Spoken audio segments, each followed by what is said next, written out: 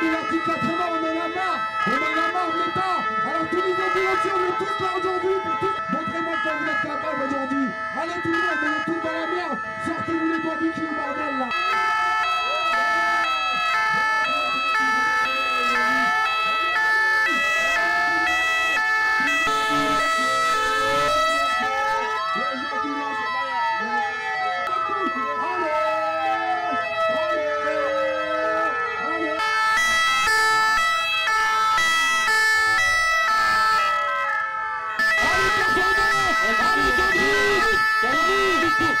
Tous la mettre aujourd'hui à tous ces bâtards là, allez, le gasoil à 12 €, à 4 €, à 8 €. Macron, démission, très énervé, les ambulanciers.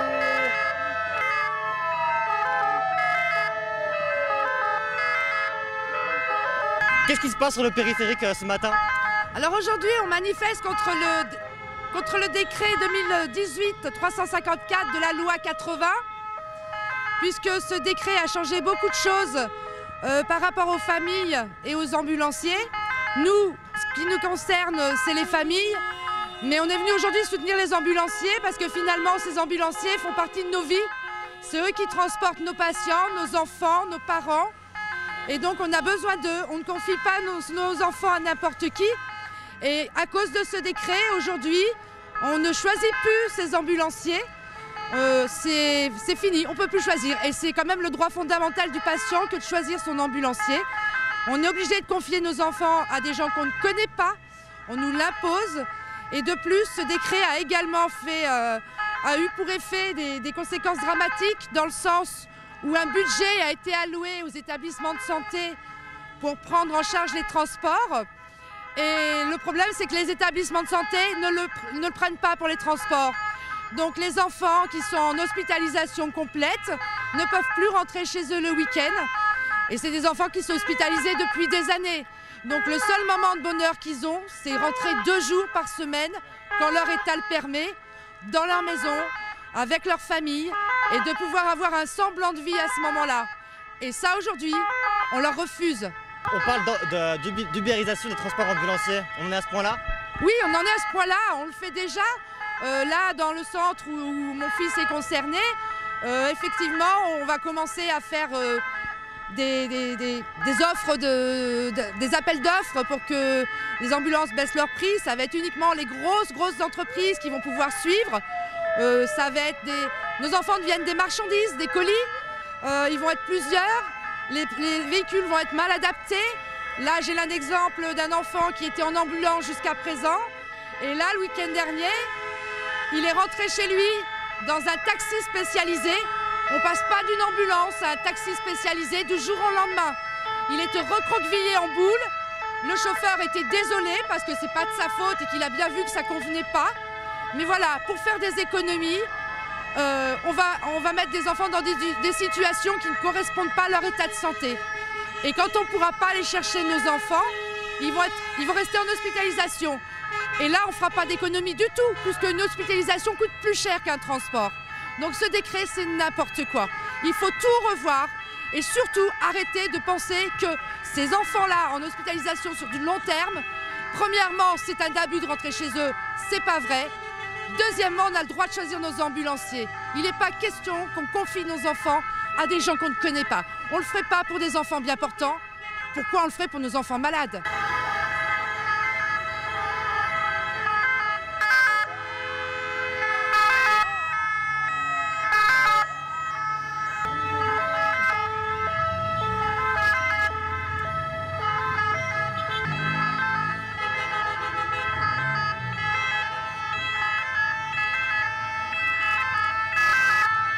Alors ce matin, on a décidé de faire grève depuis le 1er octobre, à vrai dire, il y a une loi qui est sortie. Et ça nous a vraiment mis mal à l'aise, nous les ambulanciers, parce que les petites entreprises sont en train de perdre leur travail.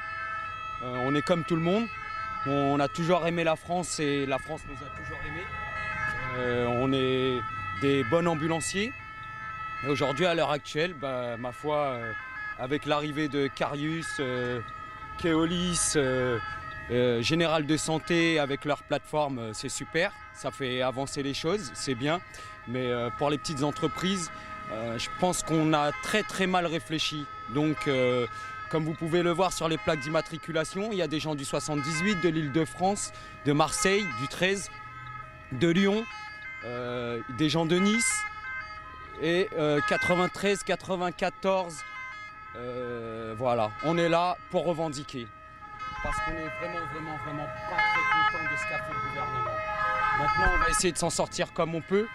Et ma foi, on fait comme on peut. On parle d'ubérisation des ambulanciers. L'ubérisation, ouais, à la limite, pourquoi pas? Dans ces cas-là, il faut s'en donner les moyens. Vous savez pourquoi on n'est pas dans le ministère de la Santé et qu'on est dans le ministère des Transports alors qu'on transporte quand même des patients? Vous trouvez ça normal? Il serait temps qu'il y ait un changement et je ne pense pas que ça soit le bon changement qu'ils aient fait. Avant de regarder devant chez soi, on regarde pas chez les autres. Voilà. Cet article-là, il change quoi pour vous concrètement? Comment on peut expliquer ça au grand public? La perte de travail, d'une. L'arrivée des grands groupes. Est-ce que c'est bien, est-ce que c'est pas bien? Ma foi, regardez derrière vous, il y a à peu près entre 200 et 300 voitures.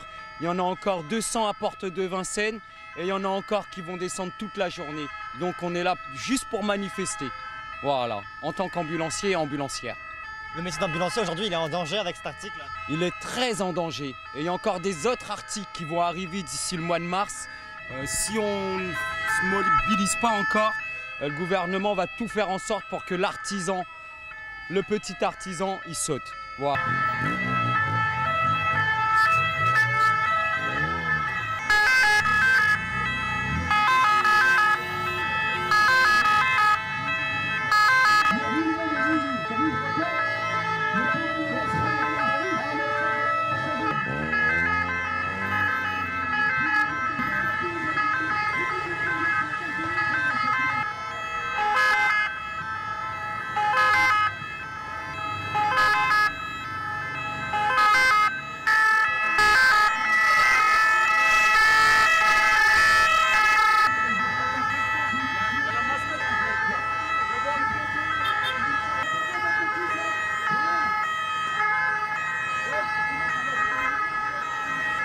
Ce matin sur les périphes, les ambulanciers protestent contre l'article 80. On est en colère, on ne peut pas laisser passer un article comme celui-ci. Voilà. Qu'est-ce que ça va provoquer cet article?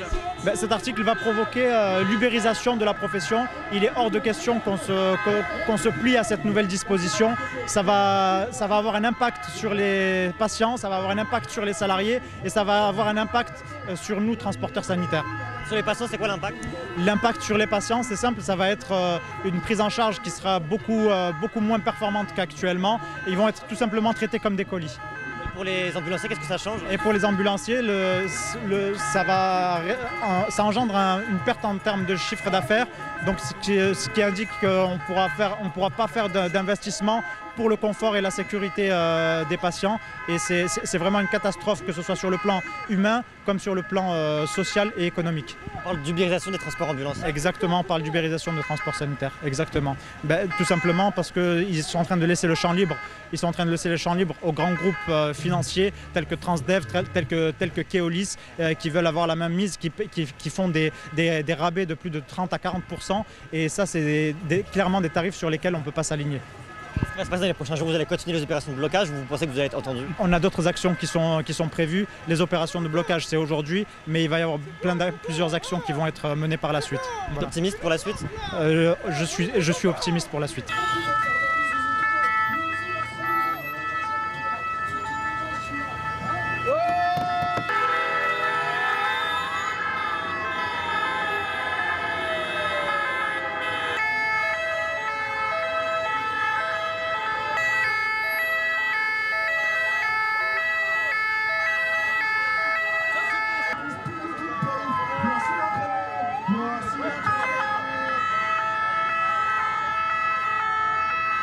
Alors donc la manif aujourd'hui, c'est donc pour faire abroger l'article 80. Donc c'est un article qui pèse sur nous les petites sociétés. C'est un article qui pèse sur nous les petites sociétés. Parce que donc tous les gros groupes, Carius, Keolis, vont pouvoir s'organiser pour pouvoir répondre aux appels d'offres. Nous, en tant que petite structure, on n'aura pas ces moyens-là. Donc à la finale, qu'est-ce qui va se passer? C'est que nous, on va tous devoir fermer nos sociétés parce que plus de boulot. Donc voilà, donc nous on veut vraiment que ça s'arrête. Et surtout, il y a certaines parties de l'article 80, comme le droit du patient. Alors ils ont touché au droit du patient, c'est-à-dire que le patient, à l'heure d'aujourd'hui, si on suit l'article 80, il n'a plus droit de décider quelle société va le transporter. Voilà. Donc là, on va lui imposer une société. Alors que nous, si vous voulez, on est des petites structures, donc on travaille localement. Et donc avec nos patients qui habitent pas loin de la société. Donc c'est vrai que si demain, on leur impose une société qu'ils n'auront peut-être pas choisie ni voulu, bah, ces patients-là, ils seront pas contents. Parce qu'avec nous, on avait cette familiarité, on avait... voilà. Moi, je sais que j'ai des personnes âgées, la plupart des patients qu'on transporte, c'est des personnes âgées. Et donc, en fait, ces personnes-là, elles sont habituées avec nous. Nous, ça fait 10 ans qu'on existe, ça fait 10 ans qu'on les transporte. Demain, on va leur dire non, vous ne pouvez pas être transporté par nous parce qu'on n'a pas pu faire l'appel d'offres. Donc, c'est une autre structure qui va vous transporter. Donc, vous voyez, tout ça, ça engendre plein de problèmes. Même pour les... On n'a pas parlé aussi des enfants handicapés qui sont enceintes toute la semaine et qui sont censés retourner chez eux le week-end. Mais comme donc la CPAM a abandonné toutes les... si vous voulez, avant c'était payé, le transport était payé par la CPAM. Et depuis cet article 80, en fait, ils ne nous payent plus le transport. Donc nous, forcément, on ne travaille pas gratuitement. Donc on a été obligé de dire à tous ces patients-là qu'on ne pourra plus vous transporter. Et donc ces patients-là, leur seule possibilité, ça aurait été de nous payer le week-end, c'est-à-dire quand on vient les chercher le vendredi et les ramener le dimanche. Et donc un week-end, en général, ça fait à peu près 500 €. 500 €, on ne va pas faire ça tous les week-ends. Vous voyez ce que je veux dire? Vous pouvez le faire sur un week-end, mais les 4 week-ends dans le mois, ça va être un peu difficile. Donc c'est vrai que tous ces patients-là, on va les perdre. On les a même déjà perdus. Donc si c'est la mort de l'ambulance qu'ils veulent, qu'ils nous disent carrément, parce que c'est vrai que là, on arrive à un stade où on ne sait plus quoi, on ne sait plus donner de la tête quoi. Et pourtant, la plupart des gens qui font ce métier, c'est des amoureux de leur métier. C'est-à-dire que quand on fait ça, c'est pas un métier qu'on choisit comme ça par hasard. Tiens, il y a de la lumière, on va rentrer. Non, non. Généralement, c'est un métier qu'on choisit parce qu'on aime l'autre. On aime s'occuper des autres. Et voilà, on a ça en nous. L'humanité, ça fait partie de. Enfin, je trouve que pour un ambulancier, c'est la première base, on va dire. Faut qu'il ait ce côté humain. Donc nous on a tous ça chez nous et j'ai l'impression que dans les grandes structures ça va être plutôt quand vous allez en grande surface, voilà, c'est pas quelque chose qui est voilà, ça va être transporté un peu, je te prends, je te dépose, je te prends, je te dépose. Il y a pas, on parle pas, on discute pas. Moi mes patients, je connais leur famille, je sais ce qu'ils regardent comme film, je peux même leurs cousins, leurs cousines, parce que des fois ça nous arrive d'aller vraiment dans la famille et voilà. Donc ça fait qu'on connaît pratiquement toute la famille. Donc cette proximité-là, une grosse structure, elle ne peut pas l'avoir parce que c'est pas son but. C'est pas son but. Donc c'est vrai que nous, par rapport à ça, on a apporté vraiment un plus. Donc enlever tout ça, je pense qu'aujourd'hui on est sur le périphérique, on manifeste, mais j'ai l'impression que les patients, ils ne se sont pas encore rendus compte vraiment de ce qui est en train de se passer. Mais je pense que petit à petit, ils vont s'y mettre et peut-être même qu'avec cette manifestation, ils vont commencer à comprendre le problème parce que ça ne touche pas que nous. C'est ça le souci, c'est que si ça touchait que nous, à la limite, voilà, on pourrait mourir tranquille en paix dans notre coin. Mais ça touche les patients, ça nous touche nous, ça touche tout le milieu médical, même les infirmières, les hôpitaux nous appellent tous les jours, qu'est-ce qui se passe? Aujourd'hui, ils n'ont pas d'ambulance, qu'est-ce qui se passe? Bah voilà. On parle beaucoup, il y en a qui disaient que c'est un peu l'ubérisation du transport ambulancier. C'est tout à fait ça, c'est tout à fait ça. C'est-à-dire ils ont commencé avec le taxi et la prochaine étape, j'ai l'impression que c'est nous. Et ils viennent petit à petit parce que je crois que c'est mis en place depuis 2015. Depuis 2015, ils arrivent gentiment jusqu'à aujourd'hui, voilà l'aboutissement. Et donc voilà, donc nous on peut pas se laisser marcher dessus comme ça. Comme je vous dis, on est des artisans, donc forcément, on n'est pas des riches. C'est-à-dire que la plupart des gens que vous voyez là, ils ont économisé, ils ont emprunté, et des fois même, ils n'ont pas fini de payer leur crédit. Et voilà, il y a ça qui nous tombe dessus. Donc c'est vrai que c'est un peu...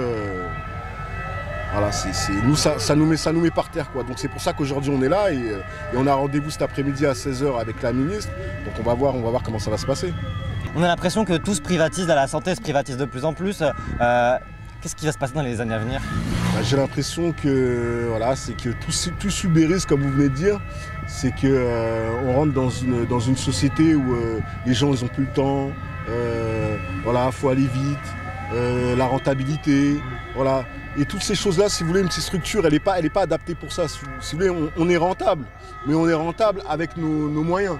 C'est-à-dire qu'on n'est pas rentable en faisant du forcing, en déposant les gens en catastrophe comme si c'était des colis. On est rentable d'une manière propre, on va dire, entre guillemets.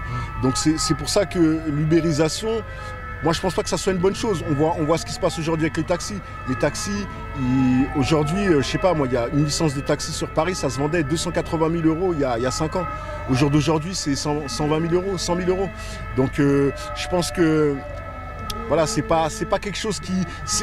Ça peut je dis pas tous les domaines, hein. Il y a des domaines pour lesquels peut-être que ça va faciliter la vie de certains employés.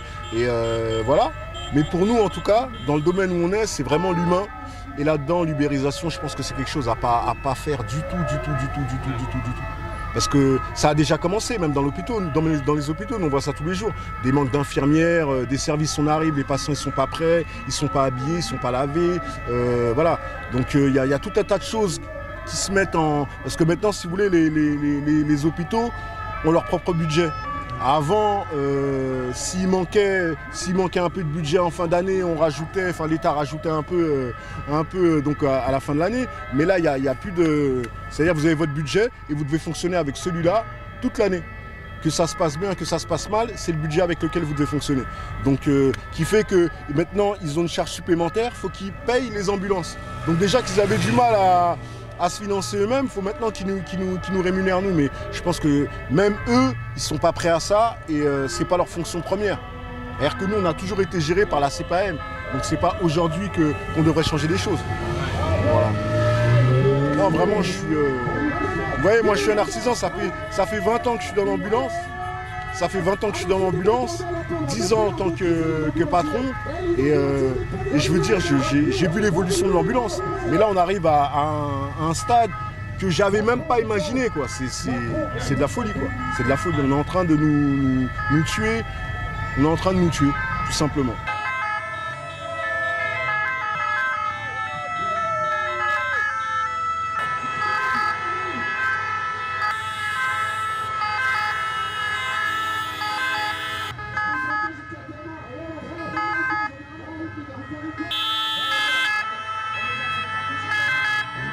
Le camion, il y en a plein d'autres qu'on ramène aussi.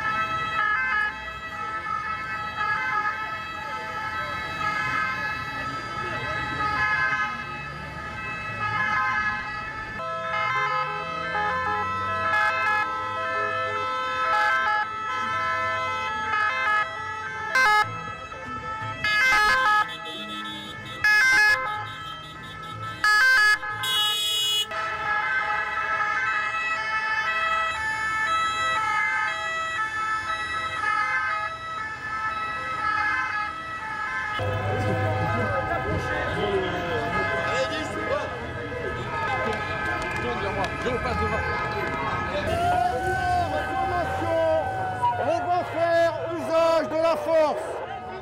Dernière sommation, on va faire usage. C'est notre travail.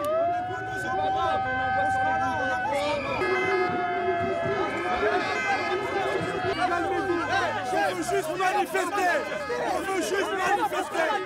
On a le droit. On manifeste pour notre pain. On manifeste pour les patients. On manifeste pour les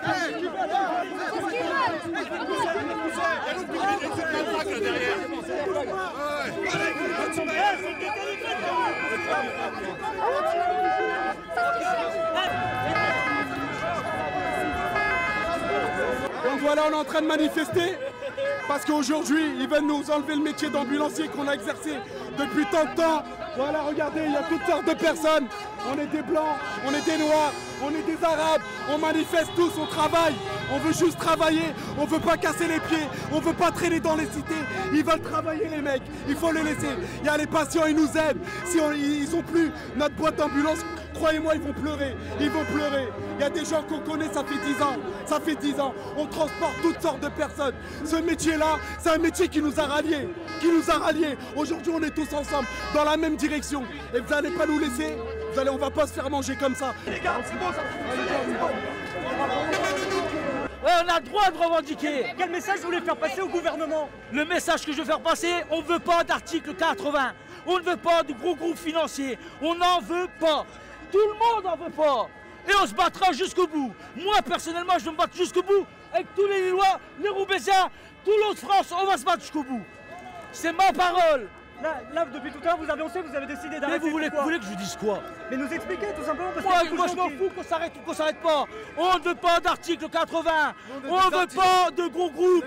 On a des familles, on a des crédits, on a des maisons et on veut nous baiser. Stop.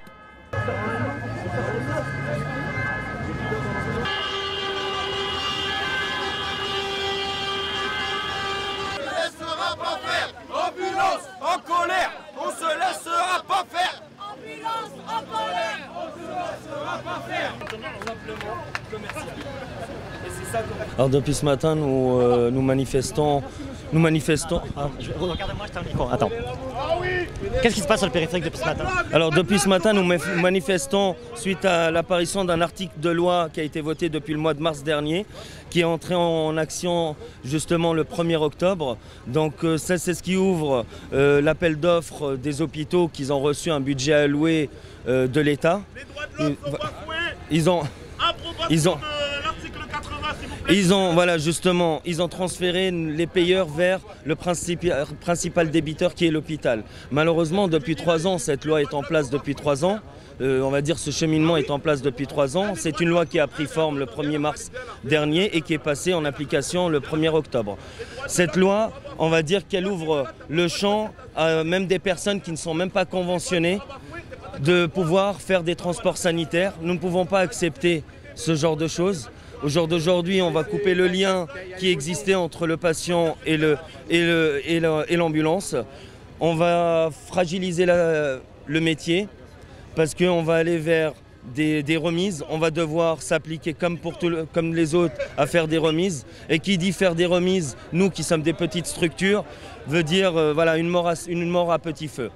Nous sommes en train de revendiquer l'abrogation de cette voie. Il faut absolument qu'elle soit retirée. Car depuis 3 ans, l'État donne le budget aux hôpitaux, mais les hôpitaux ne nous payent pas.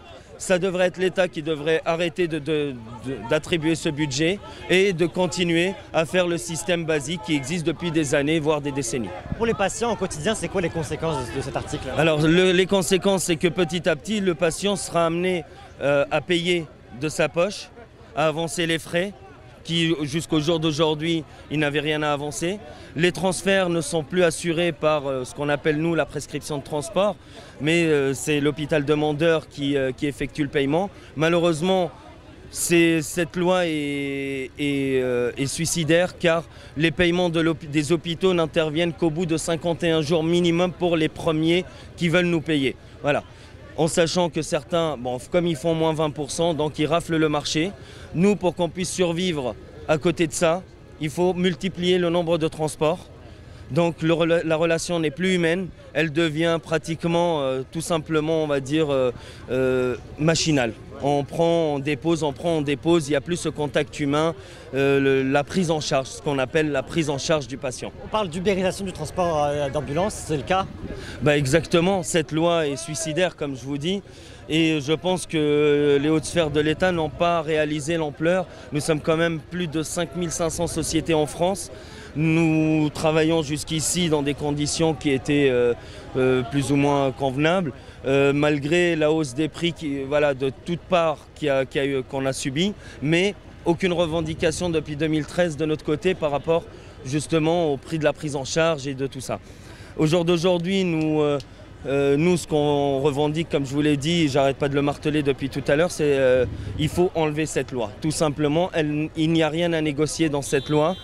Sinon, il faudrait plus ou moins que l'État puisse intervenir afin que ce budget alloué soit alloué d'une autre manière pour que nous, les petites structures, on puisse vivre, pour ne pas dire survivre. Vous pensez que ça va bouger, vous êtes confiant? Je suis confiant, nous sommes quand même des quatre coins de la France. Il y a des confrères qui sont venus du sud de la France, il y a des confrères qui sont du nord, de l'est, de toutes parts. Voilà les différents immatriculations, numéros de téléphone sur les pare-brises. Vous voyez, ils montrent bien que les ambulances sont de toutes parts en France. C'est un mouvement qui va tuer nos sociétés, qui va petit à petit, étant donné que le transport va être renégocié auprès des hôpitaux, donc on va devoir faire des remises. À l'heure actuelle déjà, c'est très difficile. Alors si en plus on doit faire, ça serait juste, mais à peine pour faire survivre et non même plus pour faire tourner nos boîtes.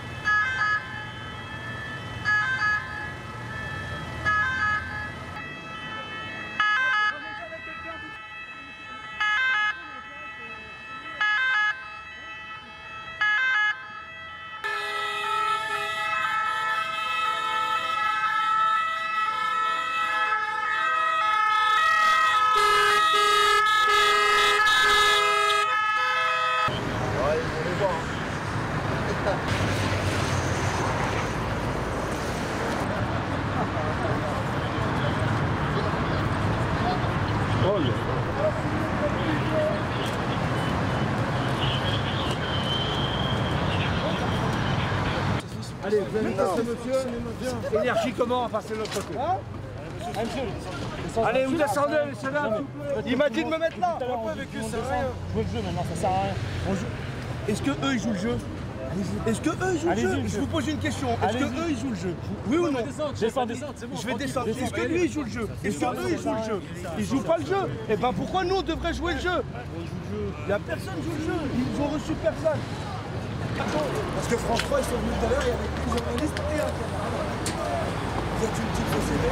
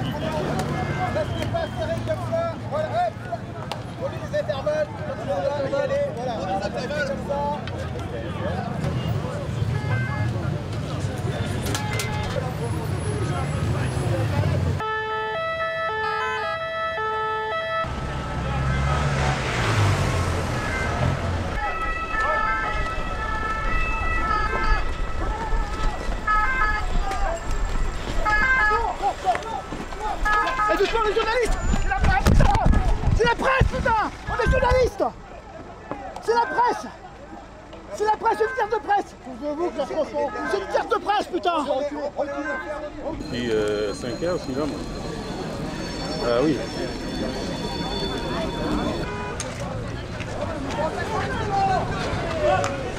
Ah, restez là, restez là.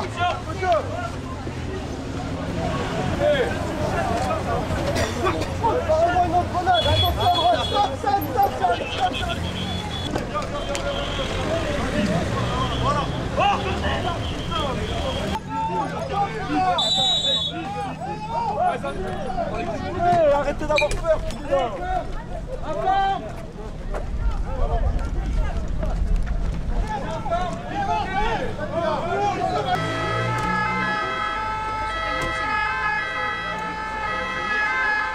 Ok.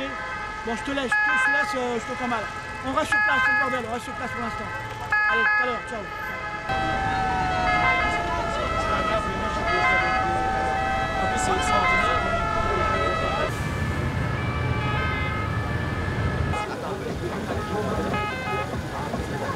C'est quoi la situation là, à cette heure-ci sur le périphérique? Alors la situation aujourd'hui elle est nulle. On ne sait pas du tout effectivement où on va. On a été reçu tout à l'heure par une délégation du ministère de la Santé. Donc bien effectivement, malheureusement, la ministre de la Santé n'était pas présente. Elle a envoyé une délégation qui n'était pas capable effectivement de répondre. Et lorsqu'on demandait des éléments clairs par rapport aux dérives que pouvait en découler l'article 80, soit il y avait des réponses abstraites, soit il y avait totalement fait de réponses. Donc on a préféré tout simplement couper court à cette réunion. Dès lors où ils seront réellement préparés à pouvoir aborder les problématiques de l'article 80 et qu'on puisse échanger et avancer ensemble, on avancera dessus. Là, le périphérique est encore bloqué. Vous attendez quoi? D'être reçu ce soir, demain? C'est quoi le programme? Non, il n'y a pas réellement en fait, de revendication par rapport au périphérique. Aujourd'hui, il n'était pas du tout prévu qu'on continue le mouvement. On pensait réellement avoir une discussion constructive et pouvoir travailler ensemble. Là, aujourd'hui, on voudrait réellement que ça soit... Si Madame la Ministre ne s'est pas rendue compte de l'ampleur du mouvement et des risques sanitaires et des risques pour les ambulanciers et des entreprises, eh bien, que plus haut, que son Premier ministre puisse effectivement la rappeler à l'ordre, qu'elle prenne et qu'elle respecte réellement les problématiques qu'on rencontre. Et du coup, sur le périph', là, vous allez rester toute la nuit? Comment vous voulez être reçu ce soir? Réellement, il n'y a pas de plan d'action qui est donné. Ce qui est important de dire, c'est que notre mouvement est pacifiste. On voit effectivement qu'il y a maintenant les gendarmes qui accompagnent la police, qui depuis des heures nous parlent de charger, alors que notre mouvement est totalement pacifiste. Vous avez pu effectivement accompagner le mouvement tout l'après-midi et vous avez pu voir qu'il n'y a eu aucun incident, hormis effectivement certaines provocations de la part des forces de l'ordre. Là, à l'heure actuelle, vous êtes combien encore mobilisés? Comment ça va se passer? Là, on a encore 800 à 900 ambulances qui effectivement sont mobilisées. Donc en soi, comme je vous l'ai dit, vu le risque qu'on découle de l'article 80, tout le monde est plus que motivé, comme vous l'entendez derrière moi. Et restez là toute la nuit s'il faut. Toute la nuit s'il faut et demain s'il faut. Vous avez espoir que Agnès Buzyn, si elle est là en personne, puisse débloquer la situation? C'est la seule personne aujourd'hui qui peut s'y répondre. Aujourd'hui, l'article 80, effectivement, il était antérieur à Madame Buzyn. Cependant, elle est responsable effectivement des risques sanitaires qui peuvent en découler. Donc c'est elle qui est capable aujourd'hui de pouvoir faire quelque chose.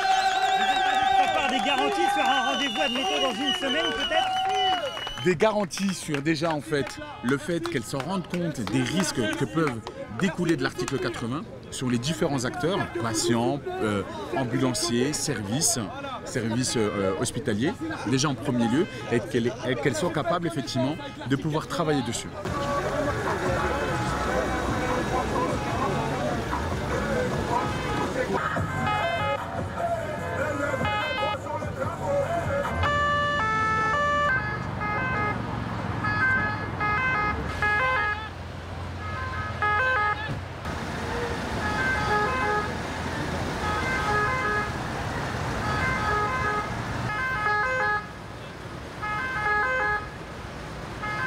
Il est presque 23h, c'est quoi la situation à cette heure-là?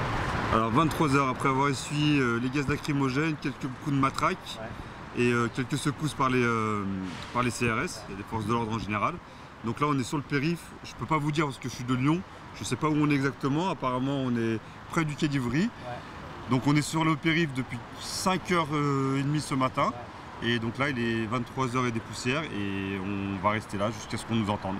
On va pas lâcher. Il y a eu un dialogue, vous en êtes où? On a été, des collègues, une délégation a été reçue par le ministère. Alors, pas la ministre par elle-même, hein, mais par le ministère. Et du coup, on leur a dit qu'ils feront rien, que c'était comme ça et que ça avancerait pas et qu'ils en resteraient là. Donc voilà l'information qu'on a là. Sauf que nous, en fait, on se bat, on sait pourquoi on se bat. Et on lâchera pas le morceau parce que c'est pour la plupart de nous entre 10 et 15 ans de notre vie. Vous allez dormir sur le périphérique, comment ça se passe là? On va dormir sur le périphérique, enfin dormir si on peut, parce que du coup, vu ce qu'on a ramassé tout à l'heure en termes de coûts et de gaz, on ne sait pas si ça peut recommencer ou pas. Donc on est là, on est là. On dormira pas, mais on est là jusqu'à demain matin. Vous allez rester tous ensemble sur le périphérique jusqu'à demain? On est solidaires. Moi j'ai fait 500 km, j'ai des collègues qui ont fait 800 km. Donc on est là et on se battra pour récupérer ce qui est à nous. Est-ce que vous pensez que demain ça va s'arranger? Vous êtes plus entendu, plus écouté, et si c'est pas le cas, qu'est-ce qui va se passer? Vous avez vu ce qui s'est passé aujourd'hui? Bah demain c'est pareil. Et si vous me posez la question demain et que ça n'a pas évolué, je vous répondrai pareil. Vous avez vu ce qui s'est passé hier? Et bah demain ce sera pareil.